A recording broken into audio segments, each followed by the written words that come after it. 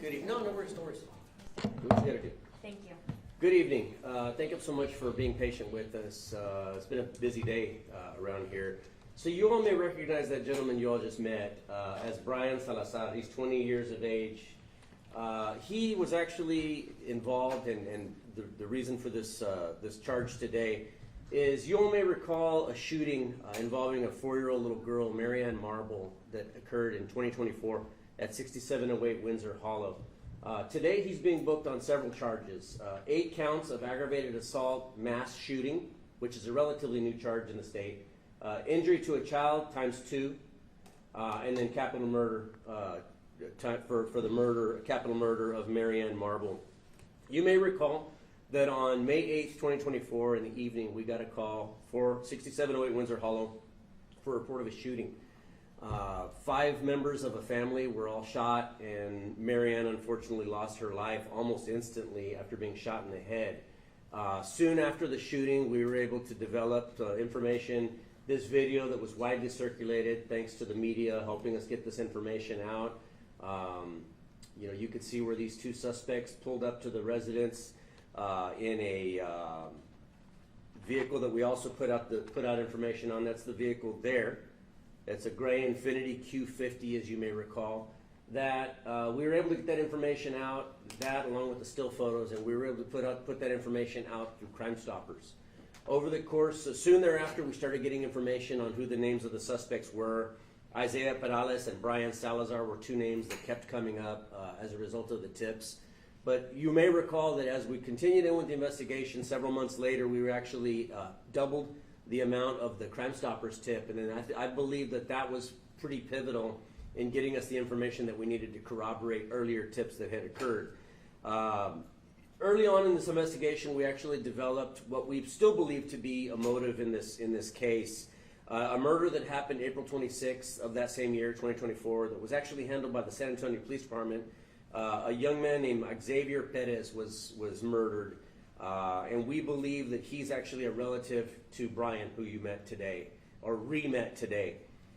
We still believe that was actually the motive for the murder of this little girl in a retaliation.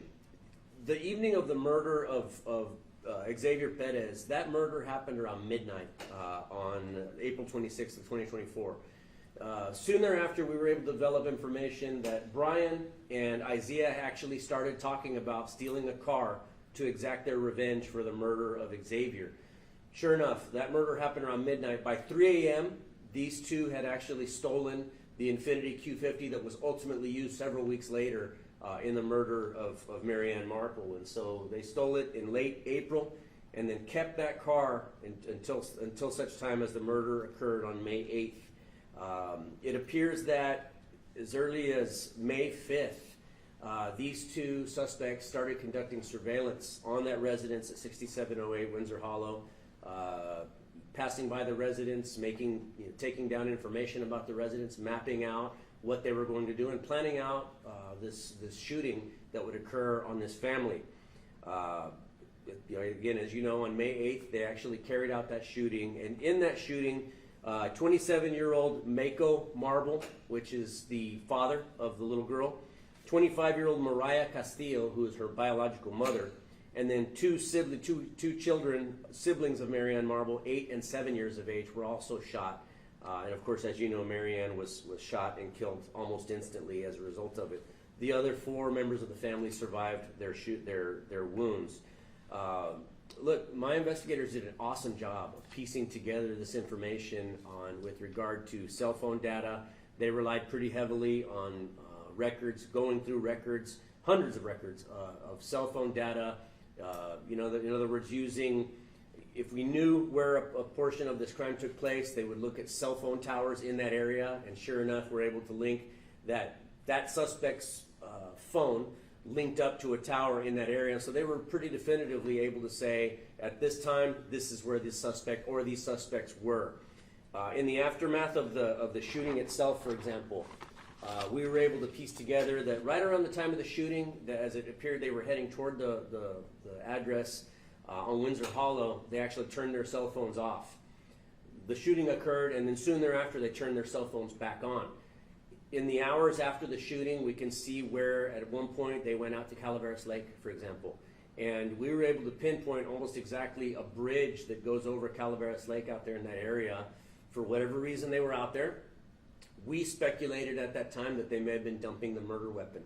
And so we went out with our own dive team, our scuba dive team, but accompanied by the Harris County dive team that was in the process of training our dive team up. They were actually able to recover weapons. If you can scroll to the, that's the weapon that we put out that was what we believed was used in the shooting. On October 10th, when we went out with the dive team, next slide, that's the weapon that was actually recovered by Harris County Sheriff's Office divers out there at that area. We test fired that weapon, and we were able to verify that that weapon was indeed one of the ones used in the shooting of Maryann, of this whole family. We were able to do that through ballistic evidence in our system that we call NIBIN, which is the National Integrated Ballistic Information Network, that we're able to test fire weapons, and then based upon the shell casing, we're able to match it up to other crimes. And so we were able to verify that this gun was used in the shooting itself.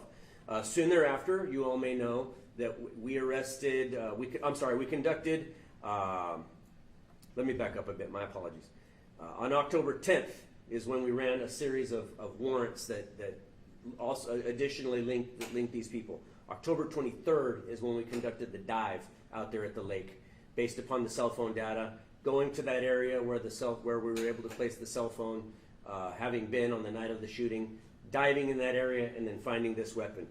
Also on October 23rd, and after we found that weapon, we were able to develop enough information. And at that time, Isaiah was placed under arrest for very similar charges to what Bryan was placed under today. Our homicide investigators continued to work this case up, and to the point where the report documenting this case is almost 400 pages of just evidence after evidence after evidence, and different operations that we ran in furtherance of this case. In the last few days, they presented that information to the district attorney's office, and believed we had enough information that earlier today they actually applied for a total of 11 arrest warrants for Bryan and placed him under arrest at his residence on Somerset, if I'm not mistaken. Our SWAT team took him into custody without incident. And now, as we speak, he's being transported over to the South Tower of the Bexar County Jail, and he's being booked in. Este caso se trata de un homicidio que ocurrió el día 8 de mayo de una niña de 4 años de edad, Maryann Marble, que ella, desafortunadamente, estos los dos sospechosos, Isaiah Perales y Bryan Salazar, ellos cometieron este tiroteo, este homicidio, en esta casa en 6708 Windsor Hollow. Esa noche ellos fueron a esa casa y empezaron a disparar hacia la casa. Una familia de 5 fueron baleados varias veces. Los dos papás de Maryann fueron baleados. El papá tiene 27, en ese día tenía 17 años de edad. Su mamá tenía 25 años de edad. Ellos dos fueron baleados.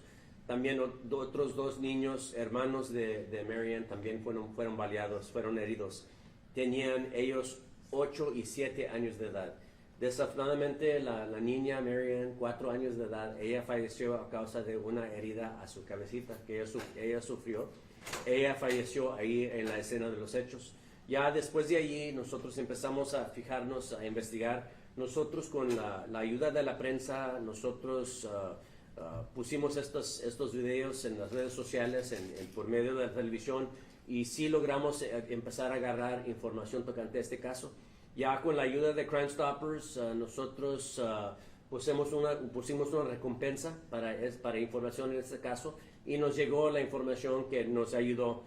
Eso con ejecutar órdenes de cateo en varias residencias. En octubre nosotros logramos más información en este caso, y el día 23 de octubre nosotros, usando un equipo de scuba, nosotros descubrimos una arma que fue usada en el homicidio de la niña en un lago, en el lago de Calaveras. En ese día nosotros arrestamos a Isaiah Perales por este homicidio, por cargos similares a los que tiene Salazar ahora. Y este día nosotros aplicamos por 11 órdenes de arresto por Bryan.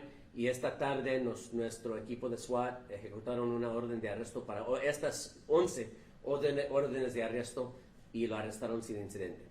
Any questions? Yeah, is Ashton Garcia still a person of interest? Well, there are other persons of interest, and I believe Ashton is still listed among those.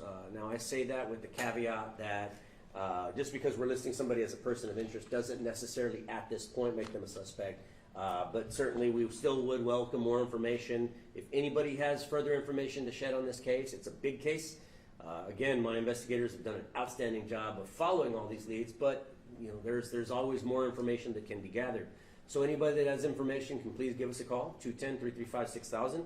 They can also email us at bcsotips@bear.org. Along with the details from your investigation, has Bryan been forthcoming when you guys have spoken to him, or cooperative? Bryan is not a very cooperative young man. He's had some choice words for everybody, myself included, just a little while ago. He's just not a real happy camper these days. Why? Because his criminal past is absolutely coming to catch up to him. And, if we have things our way, he's going to spend the rest of his life behind bars at the very least. ¿Y todavía no se sabe por qué hicieron los disparos contra la casa? Nosotros pensamos ahorita que ellos lo hicieron porque un pariente de él lo mataron, se aparenta que lo mataron aquí en la ciudad de San Antonio unas cuantas semanas antes del homicidio de la niña, y eso lo hicieron como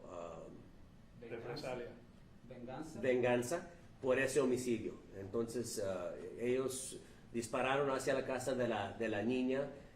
Obviamente varios miembros de esta familia sufrieron balazos y ella falleció.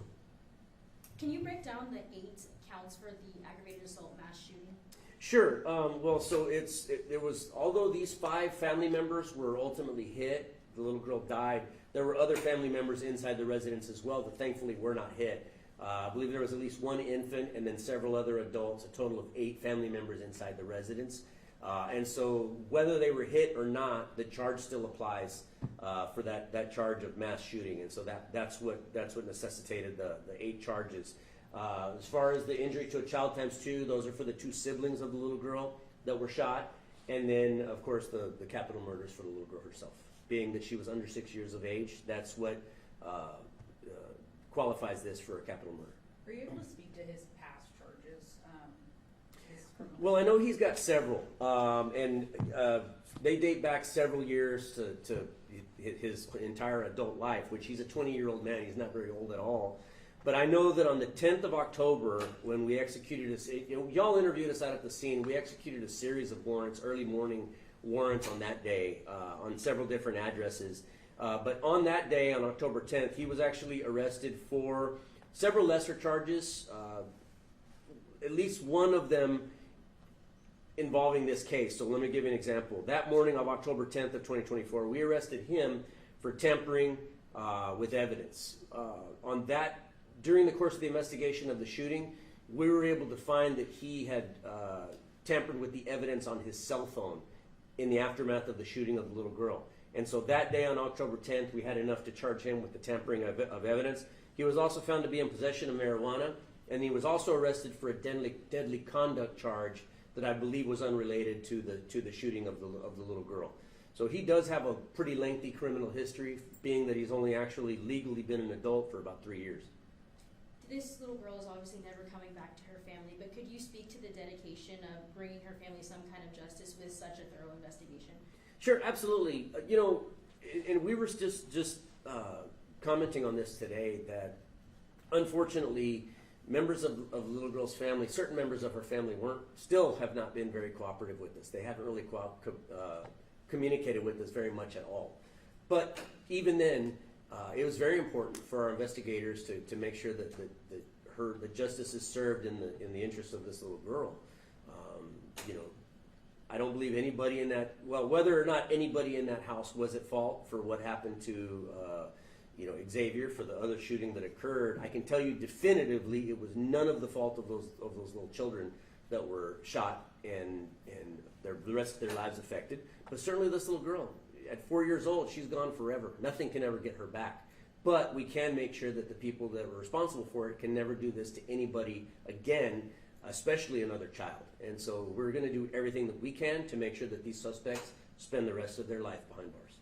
Solo para confirmar, la pistola que encontraron en el río, ¿la encontraron el 21 o el 23 de octubre? No, el día 23 de octubre, nosotros trabajando con el departamento del sheriff del condado de Harris, ellos tienen un equipo de scuba que ellos vinieron acá, nos ayudaron.